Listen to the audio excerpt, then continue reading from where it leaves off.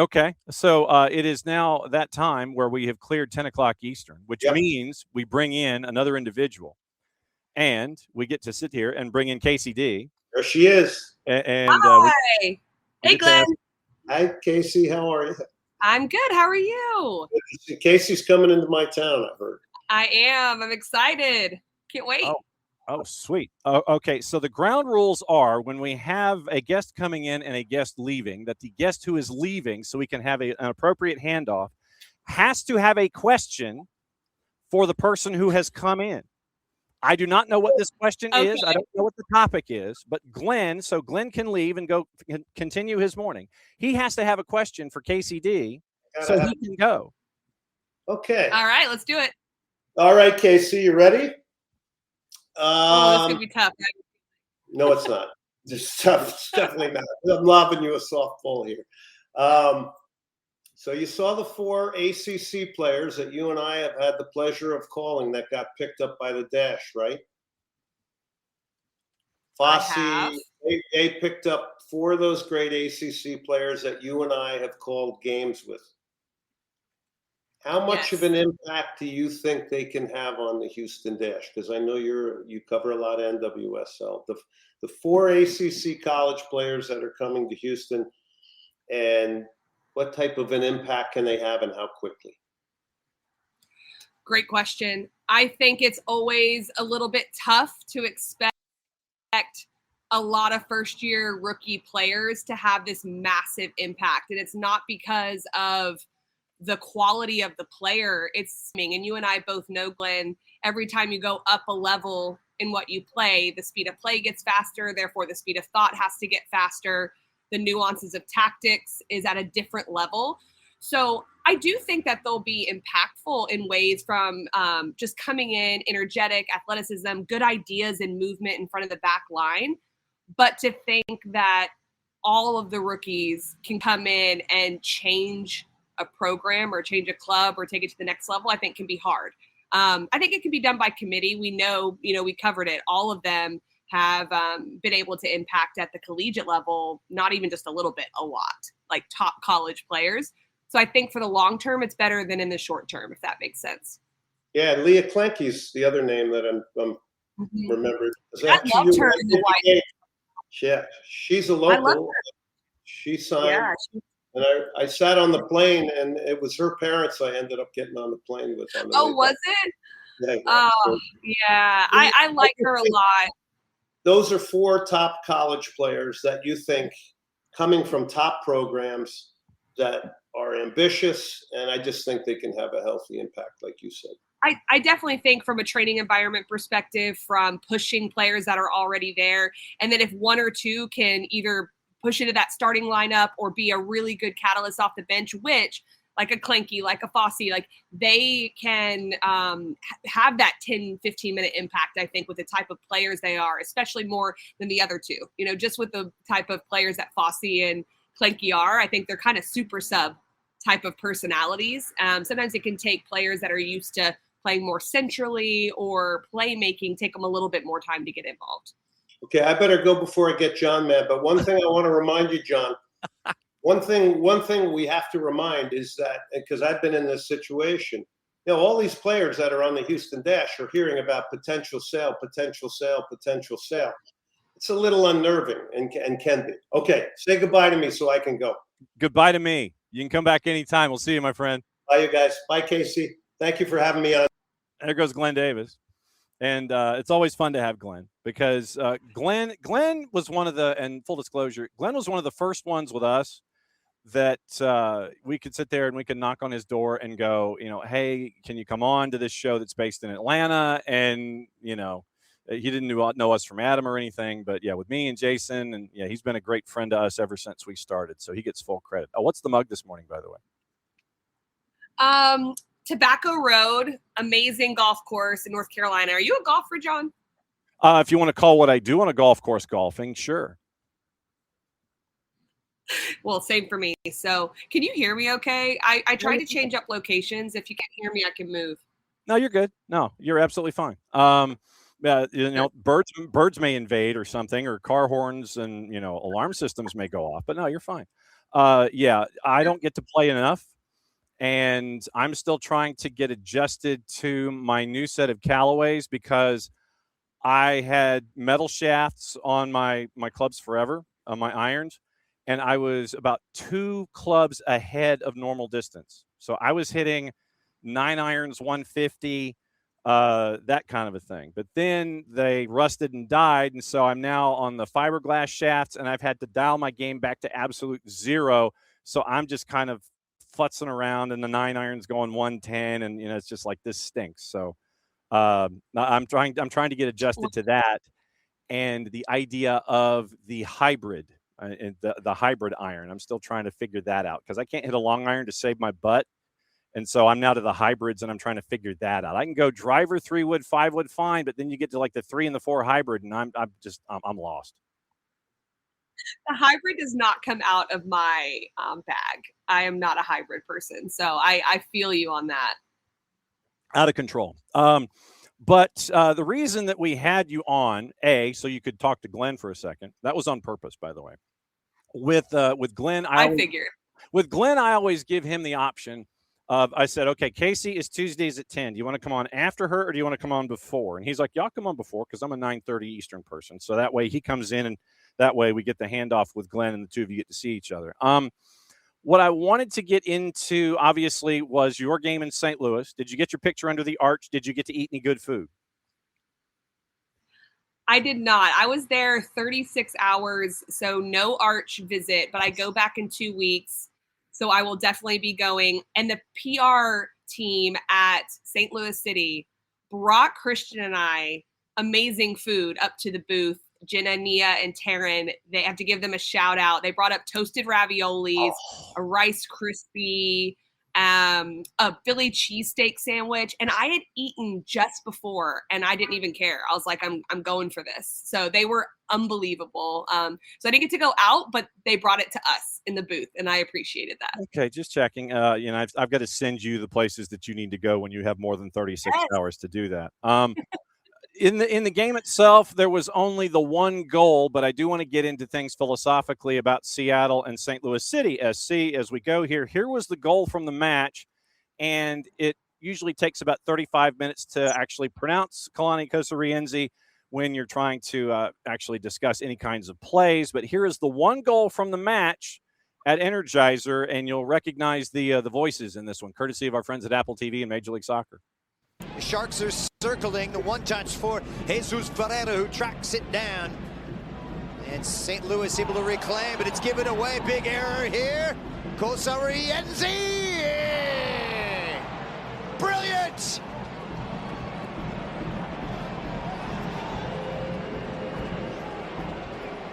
First goal of 2026. The Sounders sparkle in St. Louis. Take this turnover and make the most of it.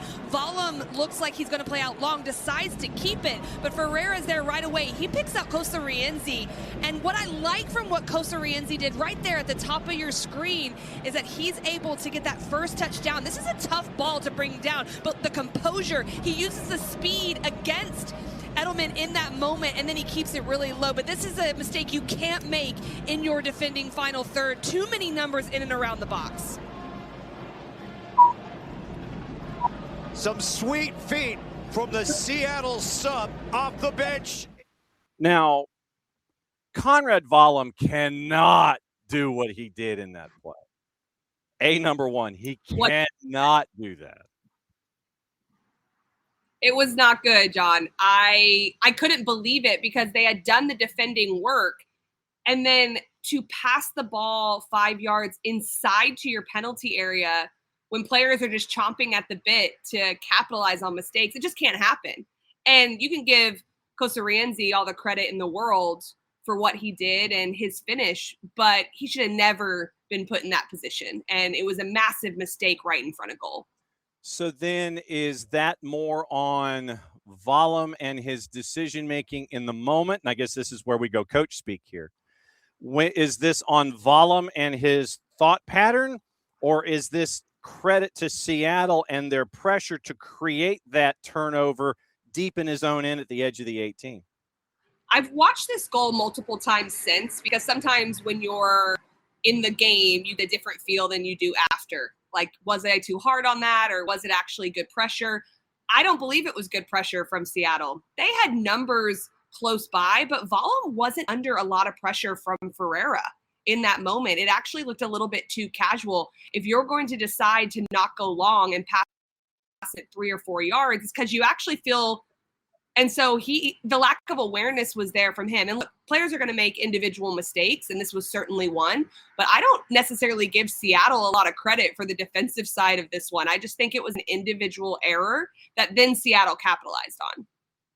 Seattle gets the Duke on the one goal there. That's all you need in a situation like that. Last time I checked, if you score one more than the other guy, you get a win. That's what happened. Looking at these two sides, one of the big questions we've had, and I guess it is still a present tense question, is who is going to step up for Joao Klaus with St. Louis City now that he is with LAG. And obviously, Edu Leuven has far more important things to focus on when it comes to family right now. Anyway, who is stepping in? Would you anticipate stepping in to take that offensive mantle for St. Louis City this season here in 2026? Fortunately or unfortunately, how you look at this, I think it has to be done by committee right now. I don't think someone has emerged that can take on the entire shouldering of the offensive output. I think Cordova can come in. We saw immediately that he was a bit more of a vertical option for St. Louis City. So I do think that will be helpful for them. I love Hartle. I think that he operates really well in front of the back line. And then you have that work rate and the energy of Betcher.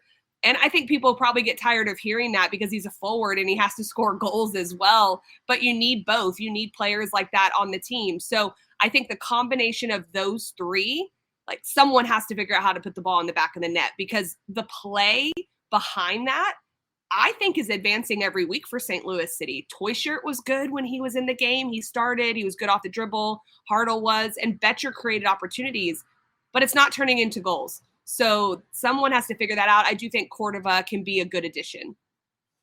Marcel Hartel Holiday in. And I as the season goes along, and we are plugged into our friends over at Ball Watching, and we have them on occasionally too, I'm looking forward to see the eventual rolling out of Joyner and McSorley from the twos and letting them get reps and see if they can integrate to be a part of this by committee that you're talking about with St. Louis here in 26.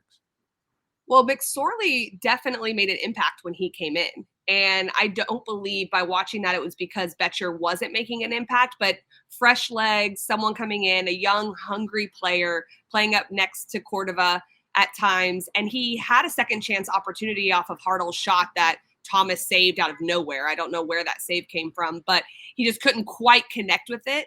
But that type of energy, I think, can be a nice inclusion off the bench, especially. I really liked what he did when he came in. And I don't know if he'll increase his minutes based on bringing Cordova in and already having Betcher, Hartle, Toyshirt. But I do think he can be a catalyst in that 80th minute, somewhere along those lines. And then on the Seattle side of things, just when you think you've got everybody, Jordan Morris is injured again. And I know a lot of pressure is on Jesus Ferreira after last year coming into this year. When you look at the offense of Seattle, which is transitioning in some positions, but not all, how are you viewing their offense? Because once again, it looks like the injury bug, they don't quite have the raid to spray it and get it away from everything. I'm sorry, I'm changing it up. It was getting a little bit loud out there. So you're going to get 2 for 1 today. So for Seattle, I do think that the injury piece is really difficult. Yeah. And I think that's really hard for them right now. Losing Paul Rothrock takes a lot out of their attack, especially because Morris is gone as well. So they don't have as much of a vertical threat. They don't have that out and out type of runner winger that can just run at a back line. And I think that massively impacts the way they attack. And if you look at the matchup with St. Louis City, really, they didn't have much of the ball, and they were okay with that. They tried to just compact things centrally. They played Ferreira more inverted. They had Brunel inverted in that space. So Rusnak didn't have a lot of space to operate. but they were on the road, first to 5, professional approach, composed approach, and they got their goal. So it worked. But from an attacking standpoint, not having those two players, I think really impacts the way they can go forward. Stats on the day, just from 30,000 feet. St. Louis had possession. It was 60-40 possession-wise, but, of course, game state can dictate those percentages. 12 shots for St. Louis City compared to 8, 5 on target compared to 4, and you end up with wow, okay, so I did not notice this. The aerial duels was 2-1, basically, St. Louis City, but they couldn't take advantage of it off the second touches, obviously. And then 20 fouls, 13 of them called on St. Louis City, but only 1 yellow. I find that to be interesting with the layout there, but it's 7 fouls for Seattle, and you get 3 yellows. So intrigued by a lot of different numbers in here, even though it's only the 1 goal on the board by the end of it all. I'm shocked that Seattle had 8 shots, to be quite honest with you, because it did not feel like that within the game. And that's not necessarily a knock on Seattle. No. After talking with Brian Schmetzer, he was honest. He said, we're going to try to always play the way we do, but we're on the road and we're going against a team that is possessing well, that is growing in their season. We have to be smart. And I really think that they took a very good approach to this game. And anytime you get a goal, it just helps. But I'm in shock because they didn't create much going forward. They just looked comfortable in their 2 blocks of 4. Let's make it hard on St. Louis City. A team had trouble scoring, and the game plan worked to perfection. Yeah, when Seattle is on the road, a lot of the times it is not a fun watch because their mindset a lot of times going in is, I'm going to get in, I'm going to get out, and if I've got a point, great. I'm just going to try to come out of here with something. If something happens in a transition moment like it happened against St. Louis City, then we're clinical, we finish, we're 1 up, lock it down, get out of Dodge, and make sure that that you leave a 20 on the counter for the help when they try to clean out the hotel room. I mean, it is literally have a moment, collapse on that moment, make it happen, be clinical, get out of Dodge, and if it's 1 or 3, then that's all good, and we've done what we were supposed to do. The professional broadcaster in me had no opinion on if they scored their goal 2 minutes into the second half, but the fan in me was like, oh my gosh, they're going to sit back now, and this is going to be interesting because it's going to be all St. Louis City. They're going to try to counterattack maybe, but they're just going to try to see a 1-0 win out. So to your point, yes, I felt that it was a pretty prototypical approach. In talking to Brian Schmetzer, it was kind of funny because both teams have pressed a lot this year, like high pressure, especially when Seattle, like you said, has been at home. They pressed really high against Colorado. They were suffocating, and Schmetzer said, "Oh, we're gonna approach this game the same way." And so I was looking forward to that. And then it was a little more of a composed approach. They took some moments to press, but can't say I blame him. No, and you look at the starting 11 for them, and you had a lot of kids that have come up through the system. You had Di Rosario running point. You had Brunel. You had Jackson Reagan, who's a couple of years in, but he's come through the system. And you mentioned in the past, KKR and Rothrock and such. And so it's that system that they've built coming through Tacoma and coming through the academy and knowing what you're going to be asked to do in these situations. It literally is, you learn when you're young. Doesn't matter what it says on the driver's license. If you're good enough, I'm going to plug and play you, and you know what to do in these situations. And there's no intimidation factor at all from these younger players when they come and get plugged in. There's really not. And I when I'm doing my prep for Seattle, I'm always a bit surprised in such a great way just by the longevity of their entire club, where you look at Brian Schmetzer, you look at even support staff. And I was talking to some support staff, and how long have you guys been here? And it's amazing, like, how much longevity do you have? And that goes through into the academy, into the second team, all those things. People want to be there. And so there's that atmosphere that's created that can be really conducive to a young player being able to step in and contribute as well. What else did you get the chance to watch or glance at from match week number 3? What else did you do while you were sitting in an airport? This week, I actually didn't get to watch hardly any games. I did watch the New York City FC game. It's that early game that Jess Charman and Ian Joy were on against Orlando City. Wow. That was a situation. And I feel bad for Orlando City and Oscar Pereira with getting that red card early. I mean, I don't know what was happening there, and then it just all fell apart. You kind of have to throw that game away, but when you've had the 2 previous games they've had, it's incredibly difficult to do that. I saw a little bit of the DC United Inter Miami game, but I was starting to prep and finish getting ready for mine. So unfortunately, not as many games watched this past weekend. Well, but so all right, we'll talk purple team in NYC here before we get into where you're going to be this upcoming weekend.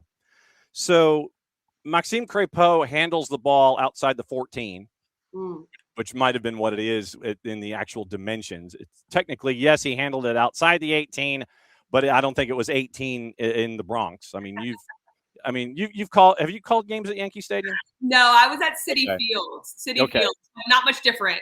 Yeah, no, it's the 110 by 73, I think, was what Peter Vermes measured it at in the Bronx. But yeah, Maxime Crépeau handles the ball outside the 14, and he's inside the arc, which is a boo-boo. And then you get that red, and then everything changes. And I've got my spidey senses out in Orlando. Oscar Pereira just has not been a very happy person with the layout and the makeup and the transactions ever since media day.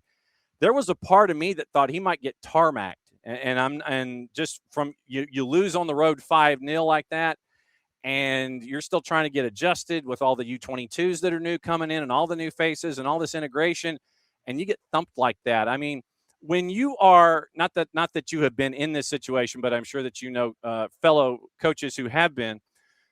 When you have a blowout like this, put your coach's hat back on. When you get a blowout like this, how do you learn from it but not dwell on it in a situation like that? I think this is one that you have to throw away mostly. There was a player mistake that completely changed the game. But I think it's more than that. You have to look at they conceded the goal quite quickly after. I think it's the double whammy of that. Because how many times have we seen teams go down a player and be the better team? That happens all the time. But when it's a goalkeeper and you've got to bring a goalkeeper off the bench that has had no chance to warm up, that has had no time, that mentally, yes, you mentally have to be ready, but mentally probably never thought he was going to be in the game.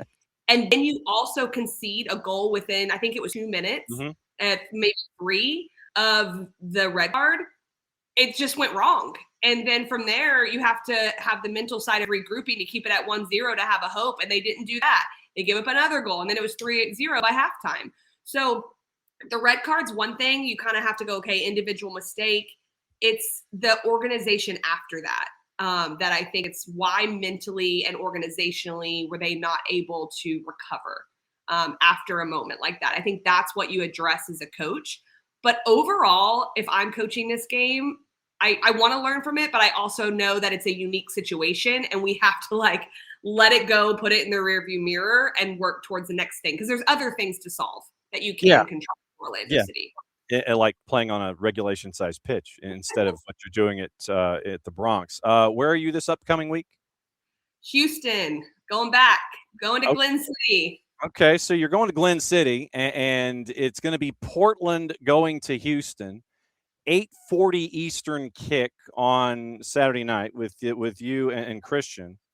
And we got to wake him up one of these days. We got to get him up at like 7:00 in the morning back home, and it's like, hey, come on in here. He's an early riser. He'll get up. He told me. Right. Just checking. Yeah, it's like, we need the double team in here on some days.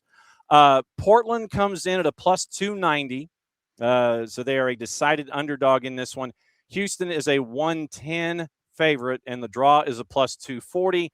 Looking at the standings, the Houston-New England match has been they've come up with a date. It is now August the 8th. Mother Nature kicked them out of this weekend, and so now that got moved to August. So right now in the West, Portland 1-0-2. They've lost 2 in a row, and they lose 4-1 to Vancouver last time out at home. So they got thumped by Vancouver. Houston is 1-0-1, obviously, with not playing against the Revs. So obviously last time out they lose to LAFC after you and Christian got to go see them take on the Chicago Fire in their season opener. Early thoughts on Houston and Portland and what to anticipate here. I'm thinking it might be a long night for Portland if things go the way we think. I believe this is a big night for Portland, to your point. because they had the thumping that you mentioned. They got 2 losses out of 3. Now they're going on the road. What Portland team is this going to be this year? And I think they have an opportunity to change that and to say, okay, this is not who we're going to be. We are going to be able to go on the road and get a win and restart our season in some ways early on. You have those moments throughout the year that are incredibly important and can be pivotal. I think Portland needs that. For Houston, I think a rest isn't always a bad thing, because especially you need it longer or further into the year, I should say. But when you're 1-1 and your team is chomping at the bit to play, I bet you practice has been awesome for them, because they just want to play another game. They're coming off a loss. They get this canceled with New England. You just want to play. You just want to play. So as a coach, you cut training maybe 10 minutes early and go, okay, go in. And people are like, I want to play. Let's get ready for the game. And so I expect to see Houston, who gave their crowd a win, come out really strong, really excited. Portland's going to have to weather that storm early. No doubt about it. And we'll be keeping an eye on things from a distance, as we always do. It's great to have you to pick your coach's brain, to get your analyst brain, to kind of figure out all the different brains that you have going on here on Tuesdays. It's always fun to catch up with you. How is Orange Theory Fitness and the challenge going? It's going well. I did talk to Jamie Watson and told him that I said we were Orange Theory competitors, and he had to hop on with us. So he's in for a Tuesday. We'll get Christian on here at some point. My knee's bothering me. It's telling me I'm old, so I'm having to, chill out a little bit. I went 5 days last week, which I think was a little aggressive. Whoa. I'm back to 3 or 4. Whoa, aggro Orange Theory. I mean, come on. I know. I'm going on the road too. So it's like I'm doing 3 or 4 at home and then 1 on the road in each city I go to. And I just did a little too much last week. So we're going to do 3 or 4 this week. Okay, just checking. All right. So we will see you this time next week. We will discuss what happened with Guilherme, Ache, and Matty Bogusch version 2.0 for you, and find out how they go up against Portland. Be safe and don't over orange, okay? I know, that's good advice. Really good advice. Don't over orange. And so it's gonna be fun to have you and Jamie run and smack on each other about Orange Fitness. That's gonna be some good stuff. Yeah. All right. Be good, Case. We'll see you next week. Have a good one.